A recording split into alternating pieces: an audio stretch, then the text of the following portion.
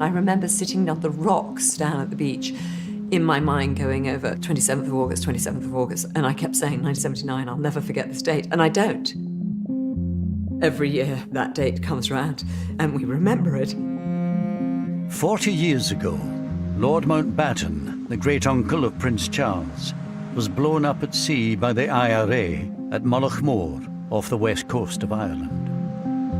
By killing Mountbatten, you sent ripples around the world in a way which no other assassination could have achieved.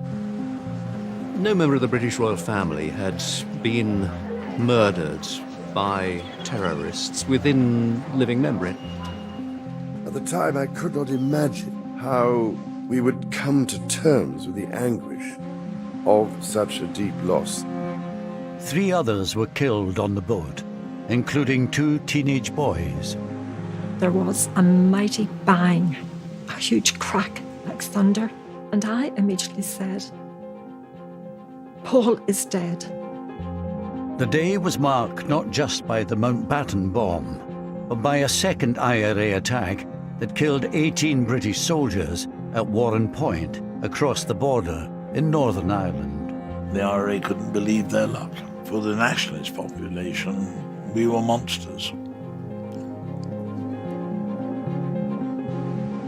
This is the story of that day, told by those directly affected by it. It is hard when you see the wounds that never really got sewn up from that day and that tragedy, and that is hard.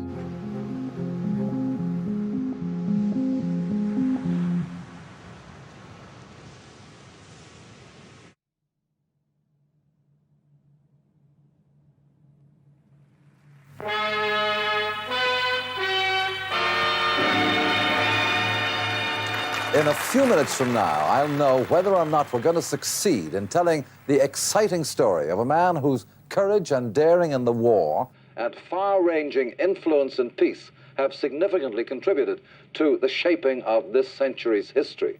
The man I'm after has no idea that I'm going to be there. I remember going to the studio. I remember the dress. I had to wear my sister's hand-me-down dress, always a hand-me-down dress. And my thanks to Lord Brabourne, John Barrett. We even had Princess Anne's underwear, I remember one year was handed all the way down to us. Admiral of the Fleet, the Earl Mountbatten of Burma, tonight this is your life. What do you mean? Inside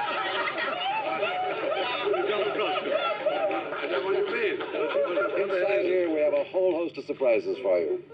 Amazing that they managed to pull that off.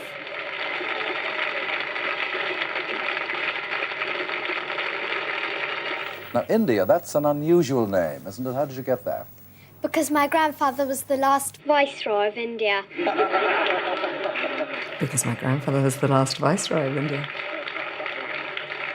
Of course, nowadays people say, what's a Viceroy? As Viceroy, he was the last colonial ruler of India.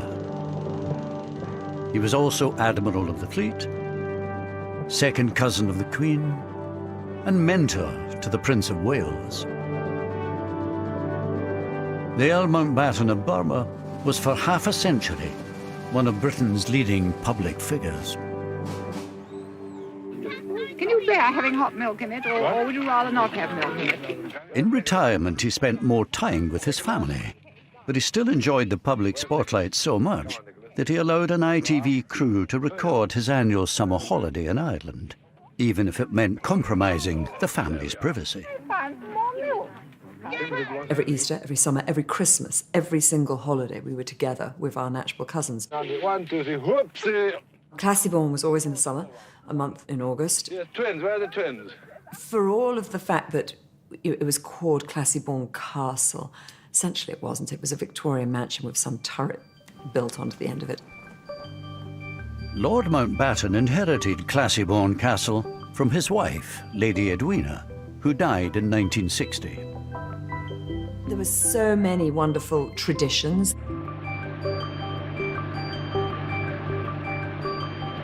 The heart of the holiday was going out on the boat. I would go a lot on the boat. We all did. Come on. The building of the dams, that was absolutely a tradition and taken very seriously. Everybody knew what they had to do. Give it to me, I say, listen, you start, make the hole here. There it is, see? From here, then you start doing the dam. Out of the way, Fee. You see, he was admiraling, wasn't he? No, put it this way. Go on, do it yourself. Do as you're told. Yes, I did. There we are. There you are. It would be hard to be chief of combined operations and then not be in charge of the family dam. Let's face it. The Mountbattens were generally viewed by the locals as benevolent, well-meaning, helpful people who it was nice to have around. The neighbourhood benefited as a result of their presence. Each summer, the Mountbattens would take up residence at Classybourne Castle, overlooking the pretty fishing village of Mullaghmore.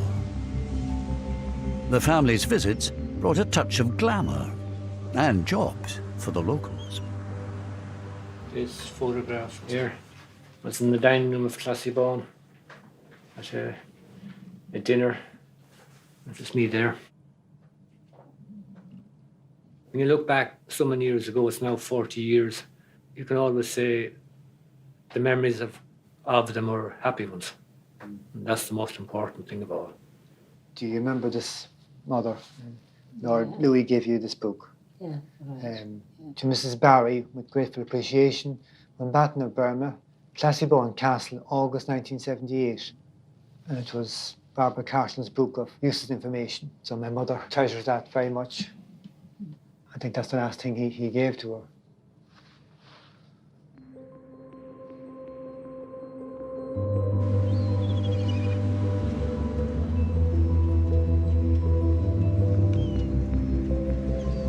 The Mountbattens were not alone in their attachment to Mullaghmore. There are my 3 children at Mullaghmore. That was Paul and his 2 sisters. Mullaghmore was a popular holiday destination for families from Northern Ireland, as well as the south, and the Maxwells from Inniskillen had their own cottage there. We went down there during the summer holidays for 2 months every year, and the children enjoyed it immensely. I particularly like this one with Paul. That summer, 15-year-old Paul Maxwell landed his dream job looking after Lord Mountbatten's boat, Shadow 5. I think they had a nice relationship. Paul would sometimes stay on the boat afterwards with Mountbatten and they would talk. And he told Paul about going into the Navy. And he said, you know, I went into the Navy when I was 12 years old and I saw active service when I was 16. And Paul said to him, were you not frightened, my lord? And he said, yes, but you didn't show it. And you can see Classybourne in the background there, in the distance. Classybourne itself had been a fairly early example of what you might call sort of English colonisation. In a sense that quite clearly they were intruders.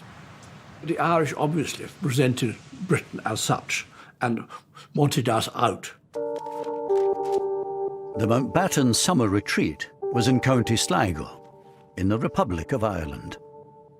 Mullaghmore was only 13 miles from the border with Northern Ireland, where in 1969 a bloody conflict broke out.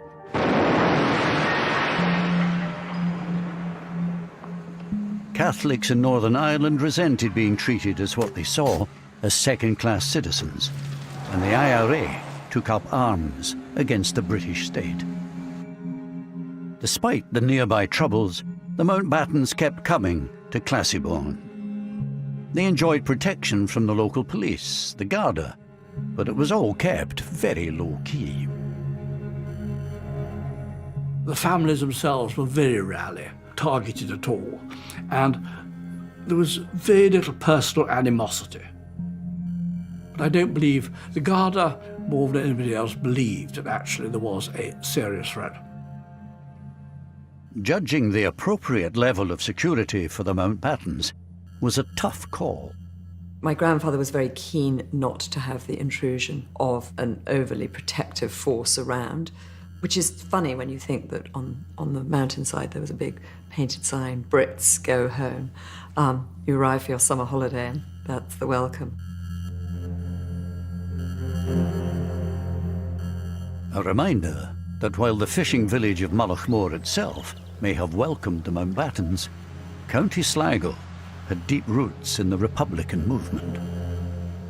Mountbatten would have been seen by people in the IRA leadership as a cultural icon of the British establishment. Anthony McIntyre joined the IRA in Belfast in 1973. He wanted to get the Brits out and create a united Ireland. Although he later fell out with the IRA, he understood their mindset at the time. He would have been targeted, and his targeting justified on the grounds that by taking him out, there was a blow been administered to the very heart of the British establishment. It turns out that throughout the 1970s, Lord Mountbatten had been a potential target for the IRA.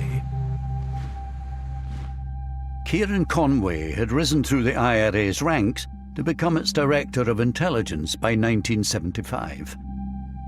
He reveals for the first time that an attempt on Mountbatten's life had been actively considered 4 years before the successful assassination. In the mid-70s, there was an operation cleared to kill Mountbatten. He was to be ambushed either exiting or entering his castle. 4 or 5 men. A spotter car somewhere distant. Then walkie-talkie communication between the people with the guns in the car to say he's on his way. You'd know roughly how long it was going to take. And then open up in the car. The mindset in 74, 75, the early 70s would have been operational, you know, like kill them without too much reflection. I think he would have been astonished if told that there were IRA members in Ireland who were interested in his existence, let alone wanted to murder him. The 1975 plot did not get the go-ahead from the IRA's Army Council, and Kieran Conway temporarily left the IRA later that year. But the military campaign against the British security forces did not let up. In Crossmaglen, it takes all the professional skills of the army to make it safe enough for the Royal Ulster Constabulary to walk around the town where they're charged with maintaining law and order. 2 of them have been gunned down here. By 1979, the British Army had been in Northern Ireland for 10 years. Around 30,000 troops were lined up against an estimated 500 IRA volunteers. Yet 324 soldiers had already been killed. And things were particularly dangerous in South Armagh, which runs along the Irish border. Bombings and shooting. South Armagh had a fairly notorious reputation as being dangerous. More dangerous, perhaps, than any other battalion area. Of course, South Armagh adjoins the Republic, so life on the border was challenging. South Armagh Brigade was beyond belief. Just its ability, their operational efficiency, they were visibly beating the British.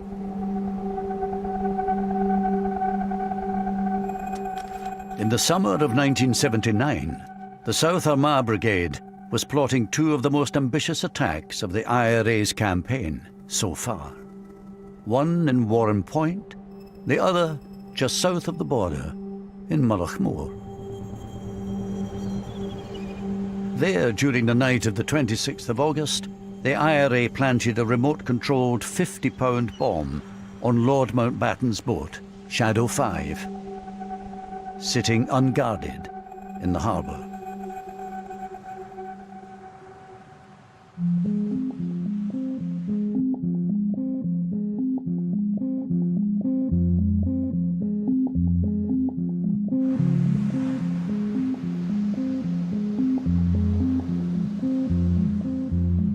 I went on duty at 6 a.m.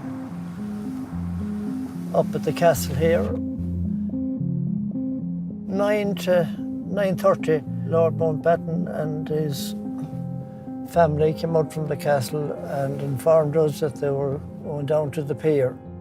So we got into a patrol car and we escorted them. In this unique photograph taken just 24 hours earlier, showing the family and staff outside Classiebawn, all the members of Lord Mountbatten's boat party are present. His son-in-law, Lord Brabourne, and his daughter Patricia, their 14-year-old twin sons, Timothy and Nicholas Knatchbull, and their 83-year-old grandmother, Doreen, the Lady Dowager. The only non-family member on board was the 15-year-old Northern Irish boat boy, Paul Maxwell.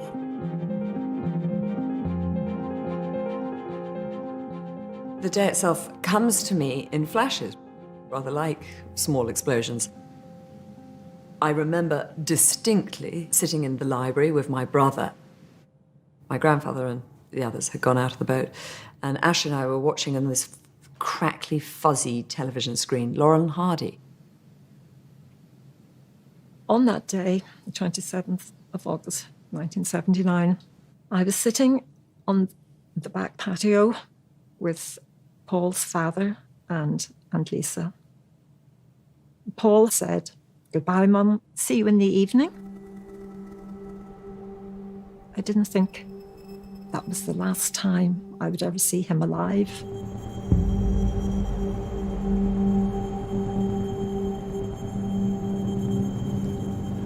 Beautiful morning it was, sun was shining. They left Mullaghmore Pier and travelled out to where they had some lobster pots.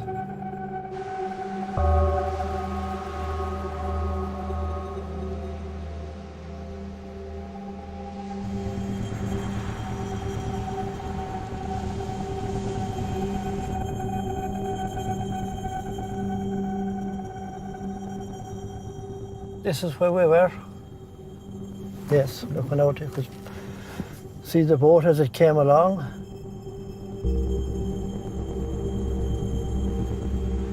Dennis Devlin was a 15-year-old whose family came to Mullaghmore every summer.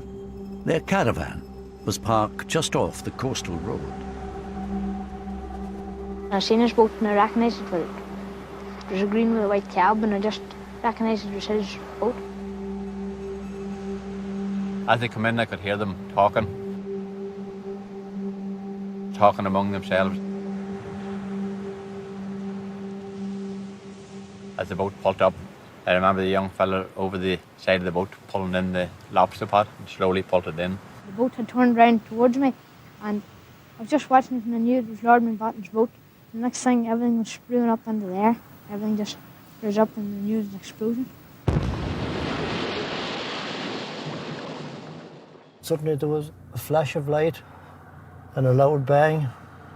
And you could see the boat had just disintegrated. It was obvious that a bomb had gone off. There was a mighty bang, a huge crack like thunder. And I immediately said, "Paul is dead." And I knew he was dead because I felt a part of me go.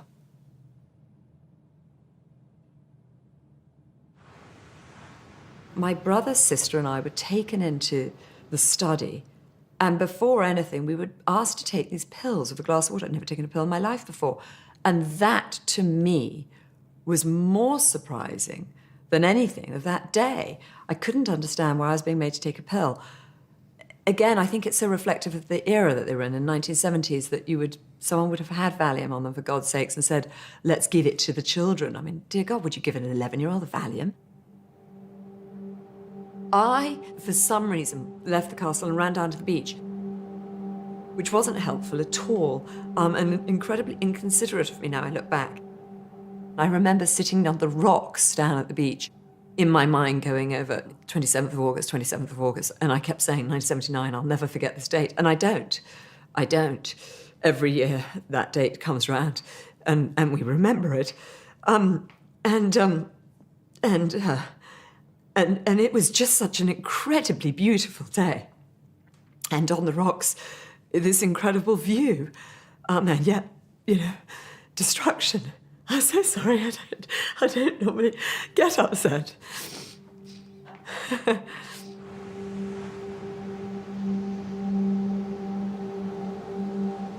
I remember it very vividly, every moment of it, really, from the very start to the very end of the day, and I think I'll always remember it. Lord Mountbatten's boat had exploded, so immediately I got two friends and we went out on the boat to see what we could do. And we arrived there, and those other boats that were in the near vicinity, they were already lifting the survivors.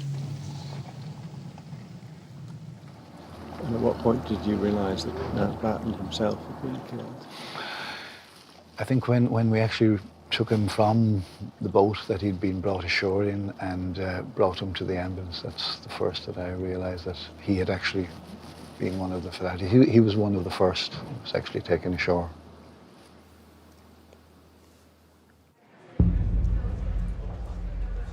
It was a perfectly ordinary day, that August bank holiday. I was helping to put together the lunchtime bulletin for Radio Ulster. Nicholas Witchell was a trainee reporter at the time in the BBC newsroom in Belfast. We received a tip-off from somebody we knew suggesting that there had been an explosion reported at Mullaghmore in the Republic of Ireland. I do remember forming the words on my pad, Mountbatten dead. By now, all but one of the bodies of the boat party had been recovered. Lord Mountbatten and Paul Maxwell had been killed instantly. The 83-year-old dowager fatally injured. The parents of the twins were also seriously wounded, as was 14-year-old Timothy. His twin brother Nicholas was still missing.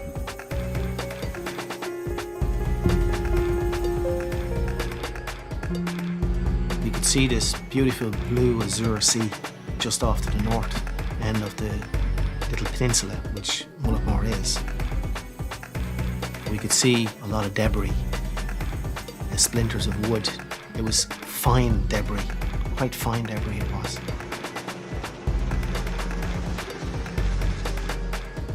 I was winched from the rescue helicopter. I was placed into the water beside what looked like the bubble of an anorak.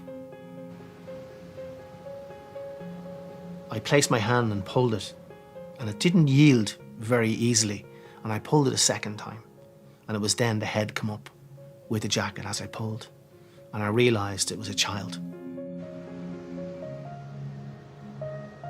Imagine what those thick Aran sweaters must have felt like, clogged with oil and water, being lifted out of the ocean. And how long had Nick been floating in the water? It was the first child that I handled in death.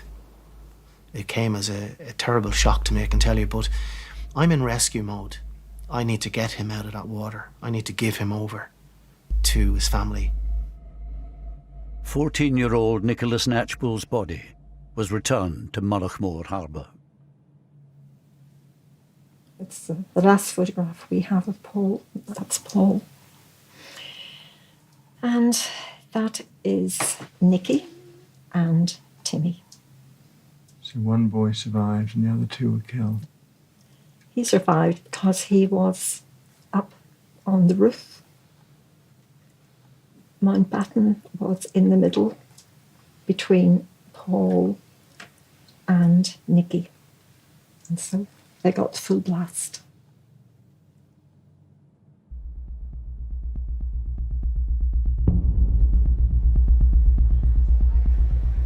Later that afternoon, I had a phone call from a contact I knew within the Republican movement, who asked, most unusually, to drive up to the Falls Road to meet him. Opened the door, he got into the car, sat down beside me, we drove on. Then he reached into his mouth, like that, and drew out a small scrap of paper which was wrapped up in cling film, unwrapped it, and this was a telex message which contained the IRA claim of responsibility for, as they put it, the execution of Lord Mountbatten.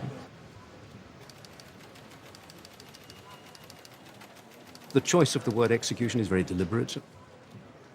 It is an attempt to imply that there was some kind of a justification. Execution implies a judicial process, clearly, absolutely inappropriate. By killing Mountbatten, you sent ripples around the world in a way which probably no other assassination could have achieved. While people were still reeling from the news that a member of the royal family had been killed at Mullaghmore, the IRA's operations that day were not yet over. Now the British Army was in their sights. Later that afternoon, over 100 miles away, members from another South Armagh unit were lying in wait by the Newry River on the southern side of the Irish border. They were hoping to blow up a British Army convoy travelling along the road from Warren Point across the river in Northern Ireland by detonating 2 radio-controlled bombs that they'd planted earlier. One, a 700-pound device hidden in a lorry piled high with straw, was parked in a lay-by. The other, 1,000 pounds worth of explosive, hidden in a nearby gate lodge.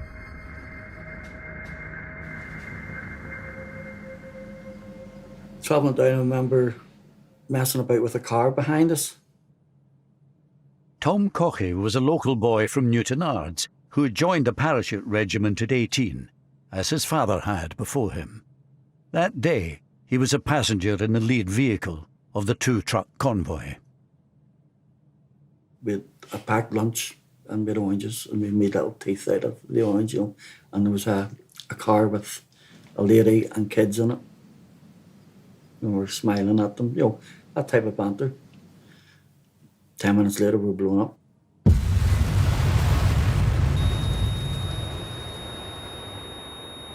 Not a bang, just a rumble. And I had the sensation of flying. Not even coming to, just looking about, sitting there, and everything's just a mess. I came into the roundabout and you couldn't see past the roundabout, totally obscured with smoke. Peter Malloy was a freelance photographer at the time who just happened to be passing. I got out, grabbed the cameras, and just as I'm going into it, a policeman's coming running out and he's screaming. He says, don't go in there, they're all dead. I just put the camera into autofocus and I just shot generally. The first thing I saw was a long wheelbase Jeep, and there were soldiers in that, and one look told you they were obviously dead. And the heat, you couldn't really go too close to it. Everything was burning. And my legs were on fire. No, I couldn't move. And the next thing, the guys were on me. They were pouring water, trying to put me out. And one of the guys gave me his red beret to put over my face to keep the sun off it. And I remember lying there and voices. Dead, he's dead, he's dead, dead, he's dead, he's dead. And voices getting closer to me. And whether I imagined this or whether, I don't know, but I vividly remembered. I remember saying, I'm not dead. And taking the beret off, it was like a roll call of the dead. 7 of the 9 paras travelling in the first truck had been killed. Tom Caughey, along with his friend Paul Burns, were the only survivors. But the carnage didn't end there. A very fine English voice shouted, there could be a second bomb. Take hard cover. And they all went over towards the gate lodge. Across the river, the IRA bombers were lying in wait ready to detonate the second bomb. They'd predicted correctly where the surviving British troops were likely to regroup. I remember getting put in that chopper and Paul Burns being put in. I remember looking at his face and it was like something out of Tom and Jerry. When the cigar goes off in your mouth and your face is black. And with all little, he was like a straw man, little bits of straw stuck in his face. And then, boof, bang it goes again. Boom.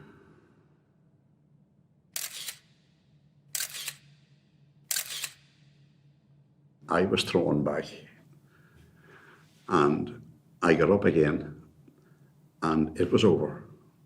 Basically, it was over.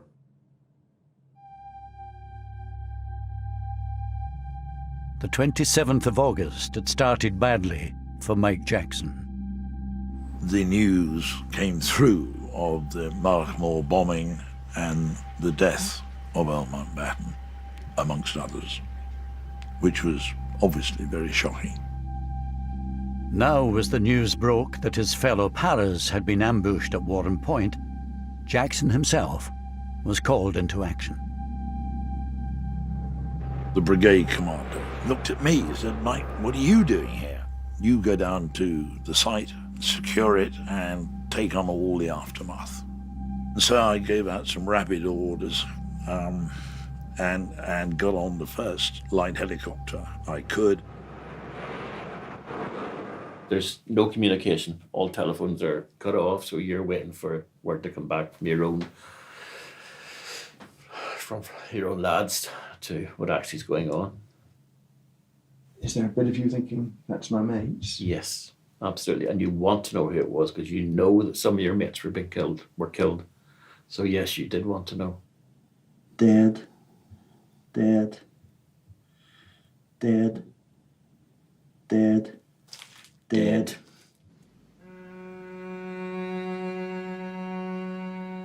A further 11 British soldiers had been killed in the second explosion.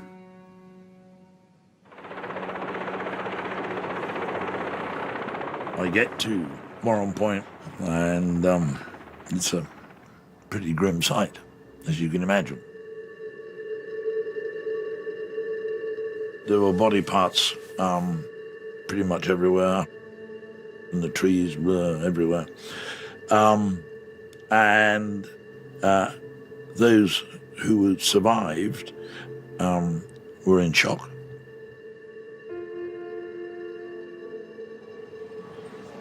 It was absolutely obvious, right from the earliest point, that this was a death toll on an exceptional scale.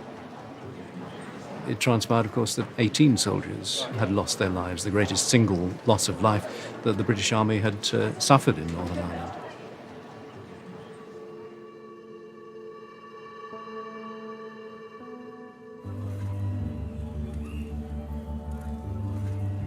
Theirs were not the only lives lost that afternoon at Warren Point. Barry Hudson had been getting ready to go to work at the family's funfair business in Omeath, on the southern side of the border. He had been joined that summer by his 29-year-old cousin from England, Bill. All of a sudden, we heard this thump, right? And I remember Bill saying, "Oh, what was that?" And I said, "It sounded like a bomb." He said to me, "Could you bring me down? Let me have a look." In the mayhem following the two bomb blasts, the surviving paras spotted the figures of Barry and his cousin Bill on the other side of the river and wrongly imagined them to be the IRA bombers. You could see the lorry burning, one with the hay on it. For a time you could see the soldiers coming in along the road there in the jeeps. You could see the red berries and that, you know, and I heard the ground being struck. And then I felt my arm like a stone hitting it. I thought it was something, a stone maybe or whatever. And it was bleeding. And then there was more. So So I turned and Bill was standing over there. The car was just parked up there and he was standing to the right, we'll say. And I shouted at him then to get down. And then you could hear more guns and branches cracking and that. So I ran like hell. And zigzagged up that lane. Seen it in war film. I always thought it was a load of baloney, really, because you couldn't escape that. But I did. Then it all stopped. Dead quiet.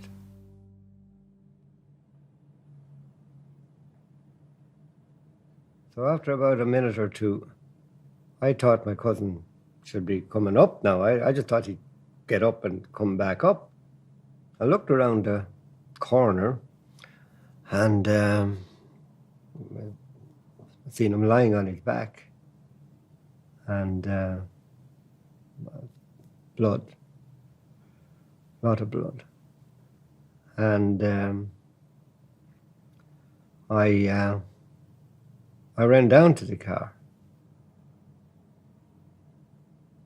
I knew when I seen him, it's nothing anyone can do for him. The lad that pulled the trigger, I'm sure he was shell-shocked. Didn't enter his head for one instant, not to pull that trigger. And I think we would all have done the exact same thing in that situation. It was left to Barry to report the tragic news to Bill's father. Ironically, Bill Sr. worked in Buckingham Palace as one of the Queen's coachmen. I said, "Oh, terrible news, Uncle." I said, "Bill's dead." "Oh, dead? Huh? What happened? How'd he dead?" And I said, "He got shot." I said, "How'd he get shot?" Terrible. Terrible. Just one of the worst moments of my life, actually. Something I wouldn't want anyone to have to do. The army later acknowledged that Bill Hudson was an innocent civilian, mistakenly killed.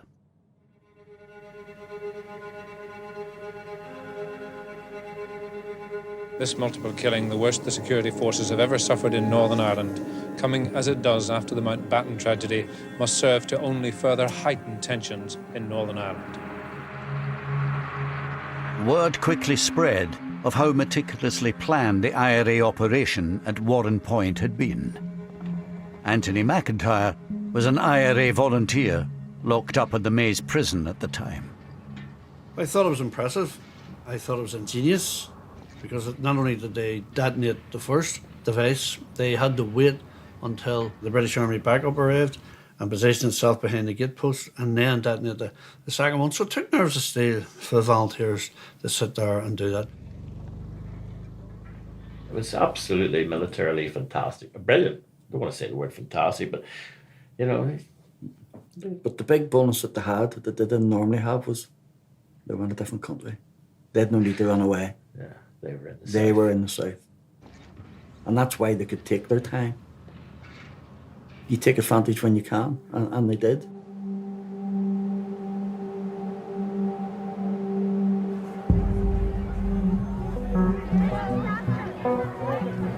Will you please stand still and I will move? The attacks on Lord Mountbatten and the British soldiers made a deep impression on Mrs. Thatcher, who had been Prime Minister for only 4 months. Within 36 hours, she landed in Northern Ireland on an unscheduled visit to investigate what had happened and to offer reassurance. When she went to Northern Ireland, I remember the walkabout in the shopping mall, which I thought was an extremely brave thing to do. Not because there was much risk of being shot in that environment, but simply because there would be a lot of people in the shopping mall who didn't like her very much. Mrs. Thatcher, we want the freedom of our country, and you're so getting! She was a very feminine person. And it's not allowed us to tell. Yes, basically. She was profoundly moved. She didn't blub, but tears came to her eyes. Well, it could have been a lot worse. She only very rarely wept, to my knowledge anyway. And when she did, there was good reason for it. She's not everybody's cup of tea, I know that, but she was able to relate, and they to her, to the soldiers. Baudelaire, very doughty lady.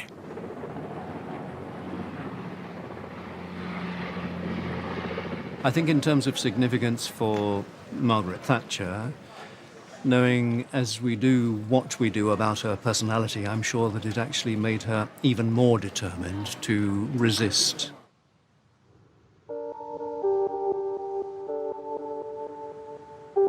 Mrs. Thatcher's flying visit did not extend to the scene of the Mountbatten bombing over the border in the Republic of Ireland.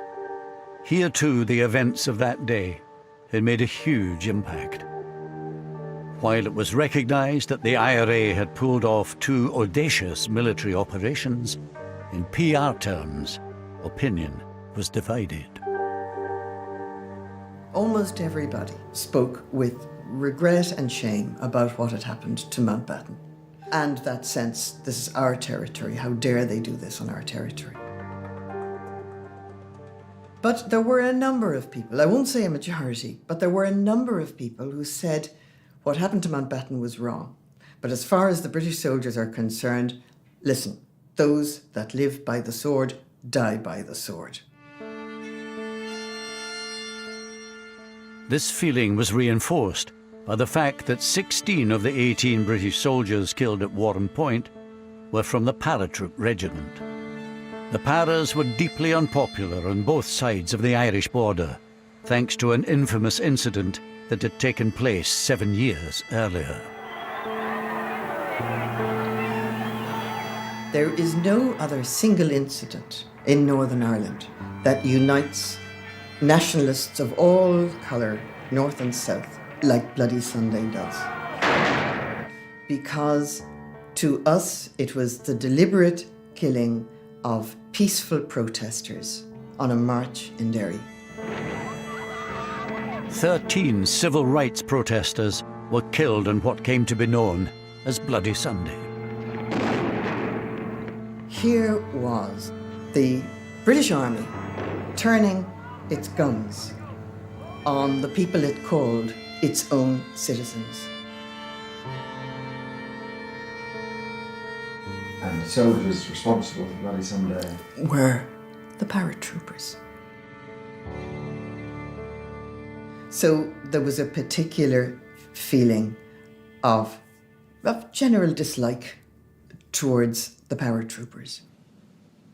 This dislike was felt particularly strongly by the IRA volunteers locked up in the Maze prison at the time. And how would you characterise the reaction of you and your fellow prisoners to hearing about the Warren Point news? Exuberance, exhilaration. All the Christmases had come at once and come early. The IRA couldn't believe their luck. For the nationalist population, we were monsters. We were quite ruthless, quite callous, quite indifferent to the suffering of the relatives, and found the parachute regiment absolutely anathema. They were celebrating, and of course they were. You know, they had a good day. And doubly good in the sense, you know, with the memory of, for them, the memory of Bloody Sunday. Yeah, of course, yeah. Yeah, what's where the old saying come out, you know, 13 dead, not forgotten, we got 18 on Mountbatten. There's a quote for you. Very good.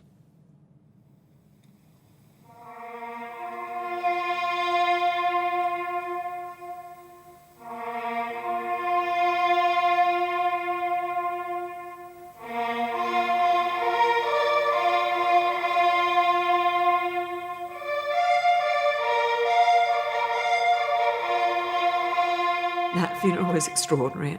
I think my grandfather had masterminded every moment of it, understandably, and it ran to perfection. The whole family of Europe seems to be here. Lord Mountbatten's state funeral, the largest of its kind since Winston Churchill's, provided a vivid reminder of the personal nature of the blow dealt to the royal family.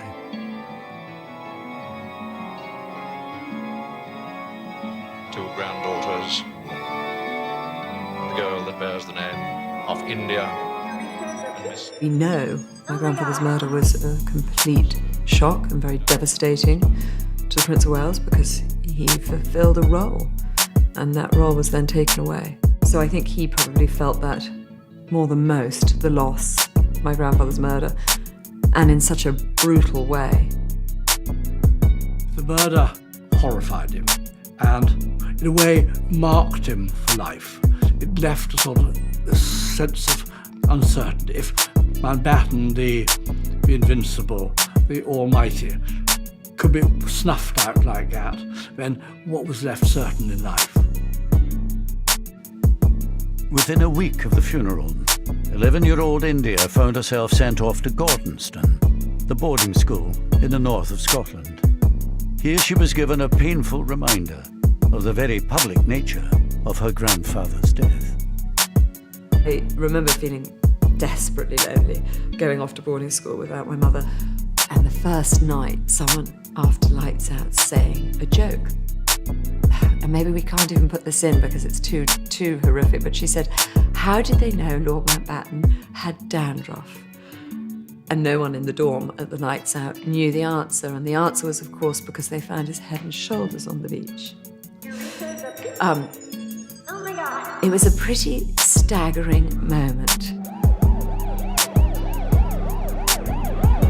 Later that autumn, 2 IRA men were put on trial for the murder of Lord Mountbatten. One, Thomas McMahon, was convicted. Thomas McMahon, did you know him by reputation? I knew him both by reputation and personally, and he was a very, very fine IRA volunteer. Very fine indeed. He'd the most outstanding figure to have come out of South Ireland. Thomas McMahon was sentenced to life in prison, but no one higher up in the IRA leadership chain was ever held to account for the bomb. Somebody knew children get on that bomb. Not necessarily the guys who put the bomb on or the guys who made the bomb, but the people who planned it certainly knew about the children. And if they knew about the children and were quite prepared to go ahead and to sacrifice their lives in order to get Mountbatten, then it's a war crime. Although Anthony McIntyre has since fallen out with the IRA, back in 1979, he was still very much an insider. Given the political sensitivity around Mountbatten and the fallout that the IRA leadership, the political thinking people in the IRA leadership would have anticipated, I would imagine that was a decision taken at the most senior levels. Kieran Conway, who temporarily left the IRA in 1976, is in no doubt as to who was in charge at the time of Mountbatten's assassination. I've absolutely no difficulty in saying that in 1981 when I rejoined, and I wouldn't have said that until Martin died, that McGuinness was chief of staff. And your clear understanding was that he had been since 78? Yeah. Ultimately, as chief of staff, it would be McGuinness's responsibility, that operation. Yeah, that's right, yeah. Oh, that's the way it works. I mean, if you're the boss, you're the boss. You take responsibility for whatever goes on.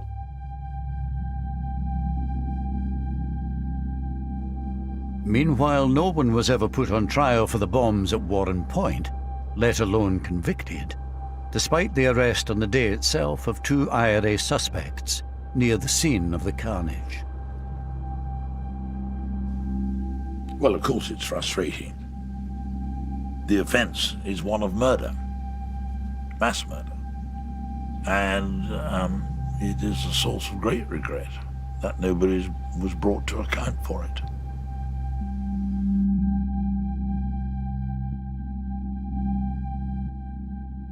In these past few days, the irresistible force, the political will, has met the immovable object, the legacy of the past, and it has actually moved it. It took another 20 years after the Mountbatten and Warrenpoint killings, but peace was finally established in Northern Ireland by the British and Irish governments at the Good Friday Agreement in 1998. This agreement is good for the people of Ireland, North and South. As part of the peace process, the IRA's prisoners were released, including Thomas McMahon, the sole IRA member convicted of the killings.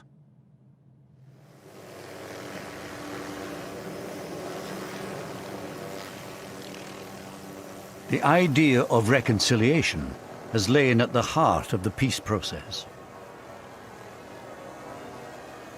And there we get a first glimpse of the Queen. In 2012, the Queen came face to face with the man said to have been ultimately responsible for the assassination of her second cousin. You really did have to just pinch yourself and think, can this actually be happening? That the head of state of the United Kingdom and the man who, without doubt, was one of the leaders of the military, the offensive side of the Republican movement, who may well have had a hand in planning Mullaghmore or certainly signing off on it, that they were standing together was remarkable. The symbolic strength of that shaking of hands was enormous. It was one of the most powerful things that she could do.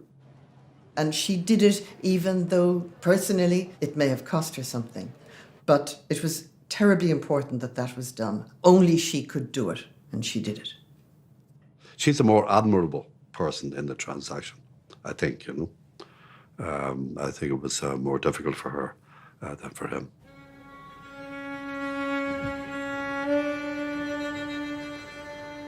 Like mother, like son. 3 years later, the Prince of Wales made his own gesture of reconciliation. The events of 1979 had come as a double blow to him. He was Colonel-in-Chief of the Parachute Regiment, which had lost 16 of the 18 soldiers killed at Warrenpoint. And at Mullaghmore, he'd also lost a mentor who meant so much to him. At the time, I could not imagine how we would come to terms with the anguish of such a deep loss, since for me, Lord Mountbatten represented the grandfather I never had.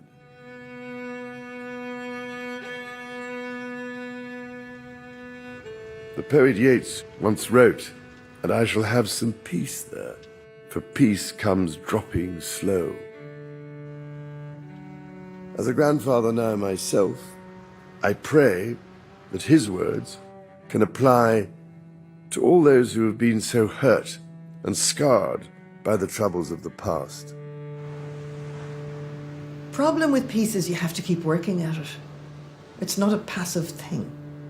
It is always going to be a continuing responsibility on all of us in these islands to make sure that the conditions in Northern Ireland do not encourage the breakout again of sectarian tensions. We do not want to go back to that. So it's not a matter of peace dropping slow. Peace has to be worked at damn hard. 2 years ago, Martin McGuinness, the man widely believed to have been the IRA Chief of Staff at the time of the bombings, died. According to Buckingham Palace, the Queen sent a private letter of condolence to his widow.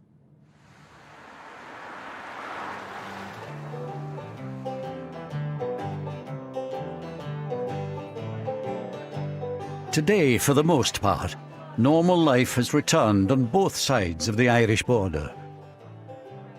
But the sense of shame in the village of Mullaghmore lives on, especially among those who'd had close ties to the Mountbattens. There was a terrible sense of shock in this village and disbelief. And there was a dark cloud over the area, over the village for years after.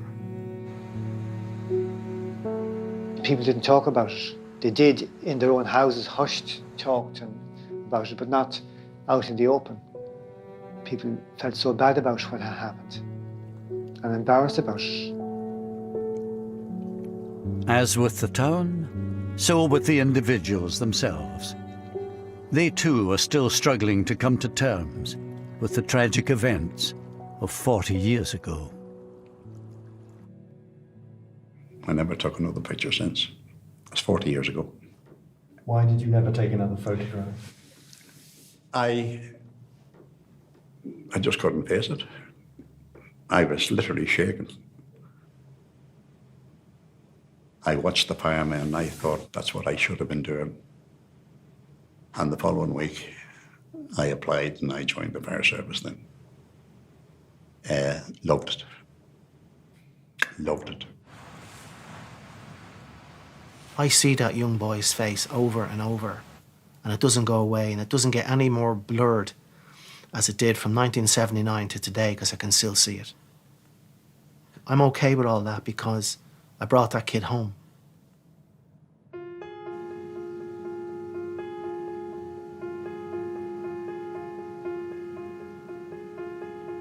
That's 40 years ago now.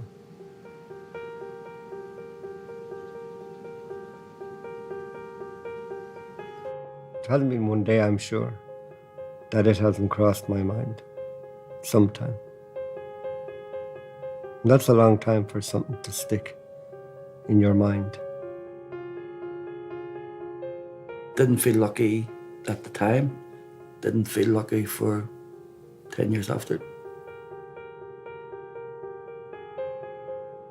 I wanted to be with them. Why did I survive? It was like a day that would never end. And then went on to weeks that would never end and years where grieving would never end. And it hasn't. I will always grieve for Paul. I carry him in my heart everywhere I go. I asked my mother about doing this, and she said, yes, absolutely, it's important to keep talking. I think in trauma and in death and in survival, there is so much that is unsaid, and there is, unfortunately, no path. There's no written textbook of healing.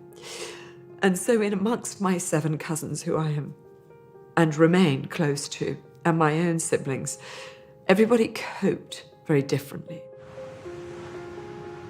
And some didn't cope well. And of course, we're seeing the side effects of that even to this day. And the damage that was done was so much deeper than any of us could ever have imagined. And adult lives are still being horrifically disrupted. I certainly try not to hold resentment in any way, and that's hard. But forgiveness, I think, is important. One has to move on.